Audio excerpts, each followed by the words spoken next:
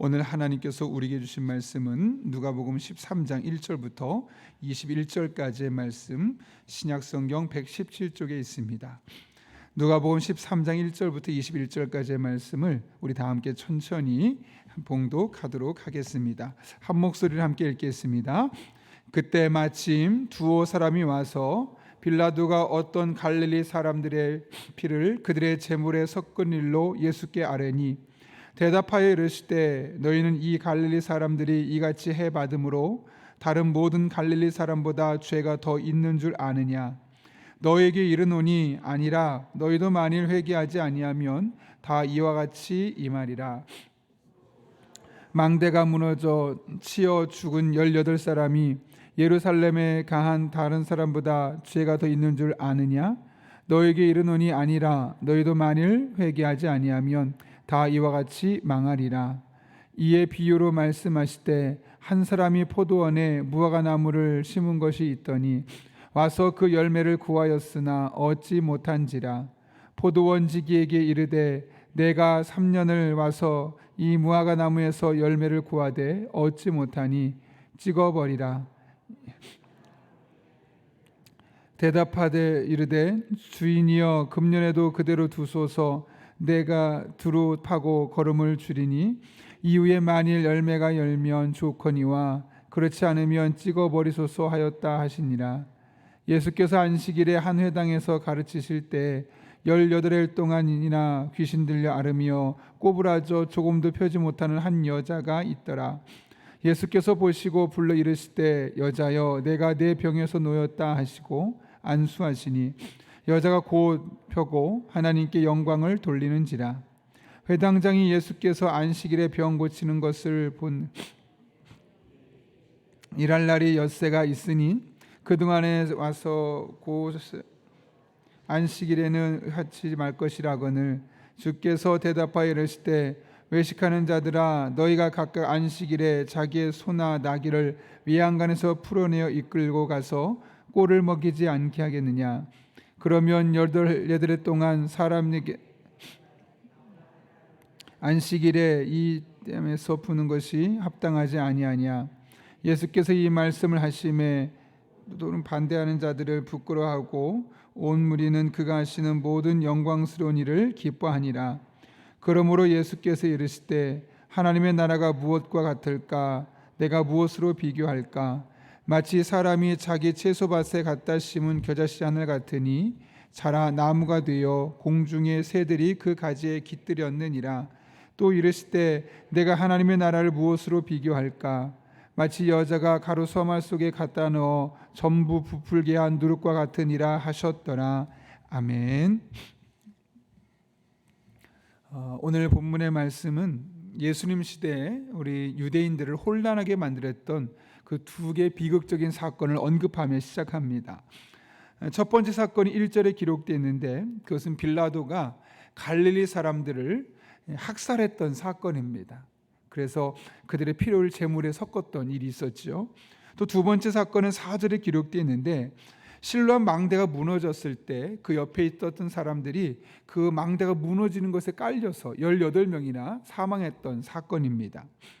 당시 사람들이 이렇게 비극적으로 죽음을 맞이하는 것은 그 사람들이 지은 죄가 많기 때문이었다라는 인식을 가지고 있었습니다. 잘 아신 것처럼 요한복음 9장만 보아도 날 때부터 걷지 못했던 사람, 날 때부터 보지 못했던 사람, 그 맹인으로 태어난 사람을 보며 사람들이 뭐라고 했냐면, 특별히 예수님의 제자들이 뭐라고 말했냐면, 이 사람이 누구의 죄로 인해서 이렇게 태어난 것입니까? 라고 묻는 것과 같은 이치입니다. 이 말을 다른 말로 바꾸면 나에는 죄가 적어서 그런 일을 당하지 않았다는 거죠. 그러니까 죄가 많은 사람은 그렇게 비극적인 일, 비참한 일을 당하면서 곤란하게 세상을 떠날 수밖에 없지만 나는 아무런 죄가 없고 그들보다 죄를 덜 지었기 때문에 이런 어려움을 겪지 않았습니다 라는 그런 상대적인 의인 의식을 갖고 살고 있었던 시대입니다. 중요한 것은 그들이 자신을 어떻게 생각하느냐가 아니죠. 예수님께서 그들을 어떻게 생각하고 판단하느냐였습니다. 뭐라고 말씀하시냐면 오늘 보면 2절에서 이렇게 이야기하죠. 같이 한번 읽겠습니다. 시작. 대답하여 이르시되 너희는 이 갈릴리 사람들이 이같이 해받음으로 다른 모든 갈릴리 사람보다 죄가 더 있는 줄 아느냐. 이게 무슨 말일까요, 여러분? 이 사람들의 죄뿐만 아니라 너희들도 만만치 않다. 그들이 죄가 더 많아서 그런 일이 생긴 것이 아니다 라고 말씀하고 있는 거죠. 그러면서 3절에서 덧붙여서 이렇게 말합니다. 너희에게 이르노니 아니라 너희도 만일 회개하지 아니하면 다 이와 같이 망하리라 라고 결론 내립니다. 또 좀 전에 이야기했던 실론 망대에 무너졌을 때 죽었던 18명에 대해서도 같은 이야기를 하죠. 4절 끝부분에서 다른 모든 사람보다 더 죄가 있는 줄을 아느냐. 15절에서 너에게 이르노니 아니라 너희도 만일 회개하지 아니하면 다 이와 같이 망하리라 라고 말씀하십니다. 여러분, 예수님께서 왜 이렇게까지 말씀하시는 걸까요?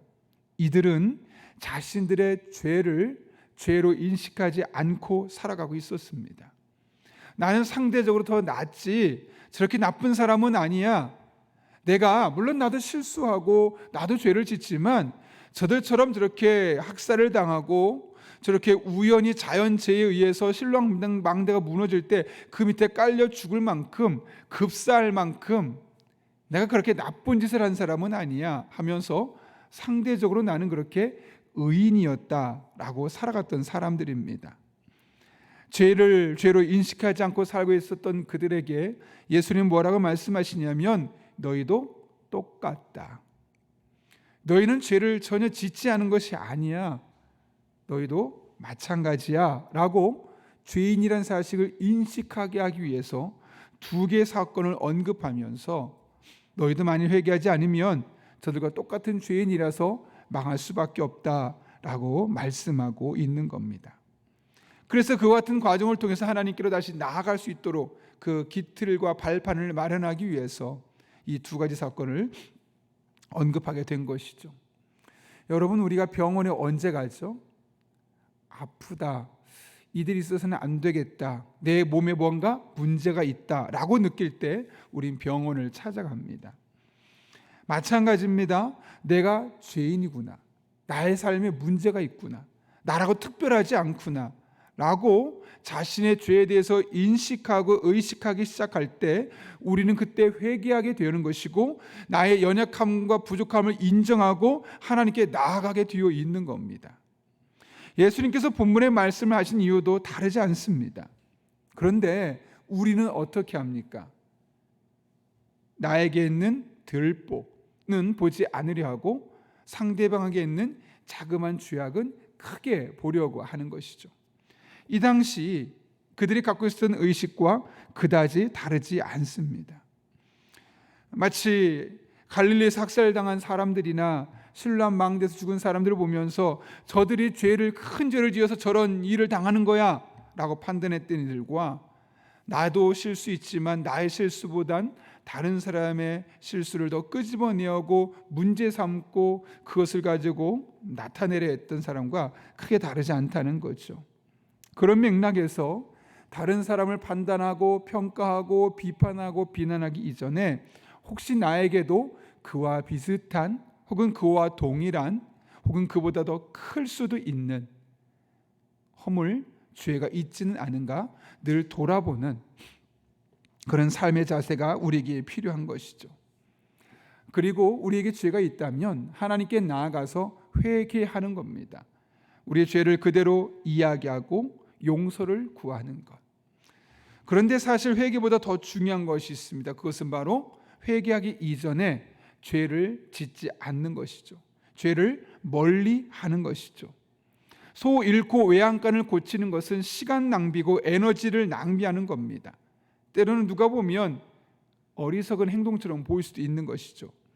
마찬가지입니다. 죄 짓고 회개하기보다는 그 전에 먼저 죄를 멀리하고 거룩함을 유지하고 피 흘리기까지 죄와 싸우는 그런 영적인 투쟁이 우리에게 필요한 것이죠.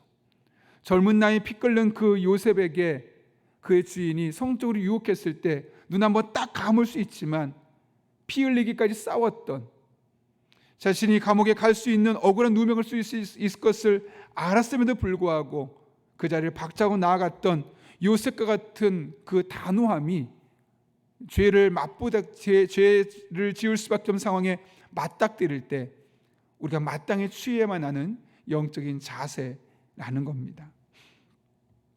여러분, 성경을 보게 되면 바리새인과 세리가 있죠. 어떤 사람이 더 죄인이었을까요? 어떤 사람이 더 많은 죄를 지었을까요?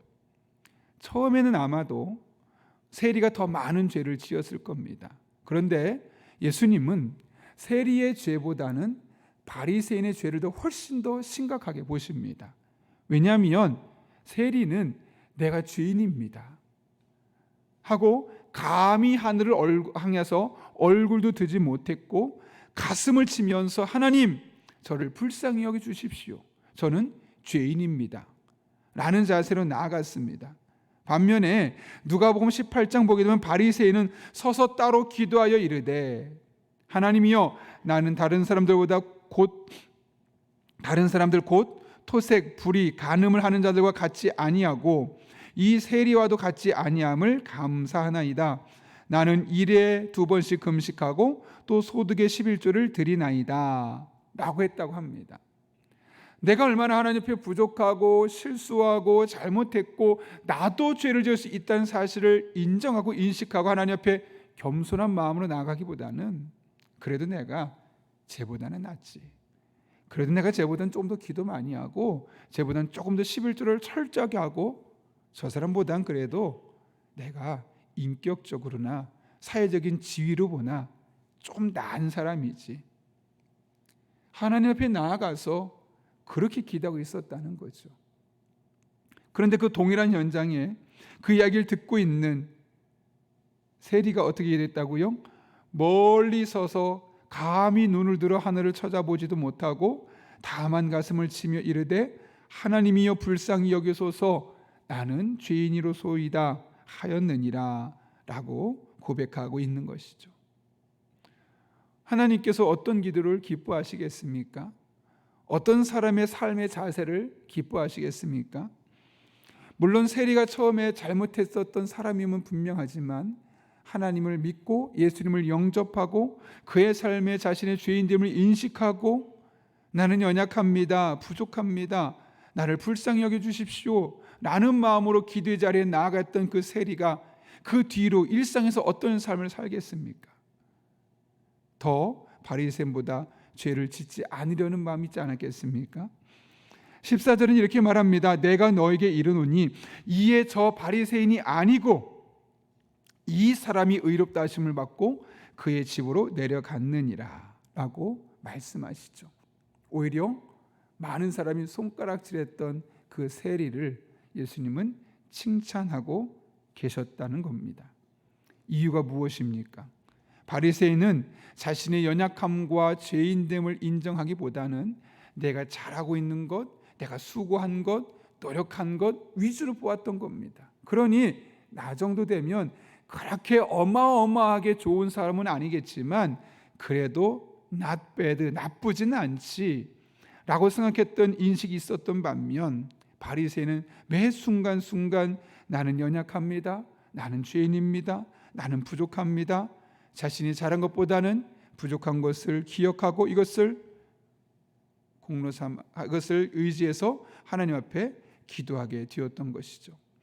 이렇게 나를 어떤 사람으로 인식하고 있느냐에 따라서 기도의 내용도 기도의 방향도 달라지는 겁니다.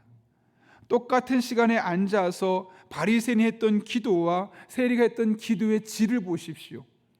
양을 보지 마시고 그 기도의 질을 보십시오. 예수님께서 누구의 기도를 기뻐하셨습니까? 바로 세리의 기도였지요. 그리고 세리가 그와 같이 기도할 수 있었던 이유는 자신의 연약함, 자신의 죄인됨을 늘 인식하며 의식하며 살았기 때문입니다. 우리도 마찬가지입니다. 나를 내가 어떤 사람으로 인식하고 살아가느냐에 따라서 우리의 기도의 내용이 달라지고 기도의 방향이 달라지고 기도의 질이 달라지고 응답의 결과도 판이하게 달라질 수 있는 것이죠. 바라기는 저도 여러분도 하나님 앞에 늘 겸손하게 연약함을 고백하고 인정하고 하나님 불쌍히 여겨주시고 하나님, 저의 삶에 은혜를 베풀어 주옵소서. 이렇게 낮은 마음으로, 겸손한 마음으로, 죄인된 마음으로 하나님 앞에 나아갈 수 있기를 바랍니다. 그럴 때 하나님은 그런 사람들을 통하여서 하나님이 하실 일들을 이루어 가시게 될 것입니다. 그런 삶을 살아가는 저와 여러분 될 수 있기를 예수님의 이름으로 축원합니다. 우리 함께 기도하겠습니다. 거룩하신 아버지 하나님, 오늘 그 당시 유대인들이 가지고 있었던 인식들, 갈릴리 사람들이 죽었던 현장, 학살당했던 현장에서, 또 실로암 망대에서 무너져 많은 사람이 죽었던 현장에서 그들의 죄를 지적하며 우린 그들보다 낫지라고 생각했던 이들에게 너희도 다르지 않다라고 말씀하시며 그들이 죄인임을 깨닫게 하시고 회개가 필요함을 알게 하셨던 예수님을 통해서 오늘 우리에게 주어진 일상에서 우리가 어떤 모습으로 살아야 할지를 깨닫게 하심에 감사를 드립니다. 혹여나 우리도 모르게 바리새인처럼 생각하고 바리새인처럼 기도하지 않았는지 돌아보며 우리의 마음, 우리의 눈을 들어 하나님을 향해 나아가되 세리처럼 불쌍히 여기소서라고 고백하며 하나님의 은혜를 구하는 주의 종들 될 때 이것이 은혜와 축복의 통로가 되게 하시고 응답의 통로가 되게 도와주셔서 우리 한 사람 한 사람이 하나님께서 일하시는 그런 사역의 현장이 되게 하여 주옵소서. 오늘도 우리 가정에 그런 은혜가 임하게 하시고 오늘도 우리의 직장과 사업장에 이런 하나님의 역사하심을 경험하게 해주시옵고 오늘도 우리 교회와 이 땅, 이 나라, 이 민족에 하나님의 은혜의 손길이 임하게 하여 주옵소서. 함께 하시길 간절히 바라오며 예수님의 이름으로 기도하옵나이다. 아멘. 이 시간 주님께서 가르쳐준 기도 함께 하시겠습니다. 하늘에 계신 우리 아버지, 아버지의 이름을 거룩하게 하시며 아버지의 나라가 오게 하시며 아버지의 뜻이 하늘에서와 같이 땅에서도 이루어지게 하소서. 오늘 우리에게 일용할 양식을 주시고 우리가 우리에게 잘못한 사람을 용서해 준 것 같이 우리 죄를 용서하여 주시고 우리를 시험에 빠지지 않게 하시고 악에서 구하소서. 나라와 권능과 영광이 영원히 아버지의 것입니다. 아멘. 오늘 이 시간 함께 기도하실 때 말씀을 붙들고 먼저 기도합니다. 우리 한 사람 한 사람의 삶 가운데 오늘도 하나님 앞에 우리가 얼마나 연약한 자들인지 부족한 자들인지 우리가 얼마나 죄인인지를 다시 한번 기억하고 하나님 앞에 나와서 죄인됨을 인정하고 하나님의 도우심을 의지하고 구할 뿐만 아니라 그 하나님으로 말미암아 우리들의 삶에 하나님의 역사하시는 그런 은혜와 축복, 사역의 통로가 될 수 있게 해달라고 기도합니다. 한 걸음 나아가 오늘도 성령으로 충만케 하셔서 마땅히 기도할 바를 알게 하시고 이를 통해 모든 것을 합력해 선을 이루시는 하나님을 경험하게 하여 주옵소서. 우리 다음 세대를 위해 기도합니다.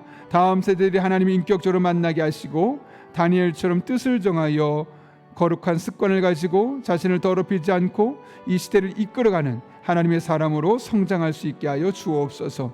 이 땅의 청년들이 세상의 흐름이 아니라 진리를 따르고 야망이 아니라 하나님이 주시는 신실함과 건전한 비전을 품게 하여 주옵소서. 목요 중보기도 팀 주님 앞에 부르짖으며 기도하며 나아갈 때 응답하신 하나님을 경험하게 하시고 만나게 하여 주옵소서. 블레싱 데이를 맞아서 우리가 한 영혼의 구원을 위해 기도하고 있습니다. 내일 영화데이와 또 주일의 블레싱 데이에 우리가 작정했던 이들, 기도하고 있는 이들의 마음을 어루만져 주시고 그들이 예수님을 만날 수 있는 은혜와 축복의 시간 되게 하여 주옵소서. 환우들을 위해 특별히 기도하겠습니다. 서연주 집사님 어제 항암 치료 또 시작했고 목지수 집사님 오늘 4차 항암이 시작됩니다. 귀한 집사님들에게 하나님께서 은혜 베풀어 주셔서 우리들의 기도를 통하여서 원래 약이 가진 효과보다 더 강력한 힘 있게 도와주시고 빠른 시간은 회복되게 하시고 하나님이 하셨습니다. 교회 안의 믿음의 고백과 간증거리가 되게 하여 주옵소서. 또 누워있는 강병국 집사님 은혜가 회복하게 도와주시옵고 이 또한 하나님께서 우리 교회를 통해서 일하시는 은혜와 축복의 시간 통로가 되게 하여 주옵소서. 이 같은 기도 제목 가지고 또 여러분이 가진 기도 제목을 붙들고 하나님의 은혜를 구하며 간절하게 기도하겠습니다. 거룩하신 아버지 하나님, 오늘 우리를 불러주시고 하나님 앞에 서게 하신 은혜 감사합니다. 하나님만 바라봅니다. 찬양합니다. 의지합니다. 성령 하나님 충만케 해주시옵고 아버지 하나님 기뻐하는 삶을 살아갈 수 있도록, 살아낼 수 있도록 우리에게 은혜를 더하여 주옵소서.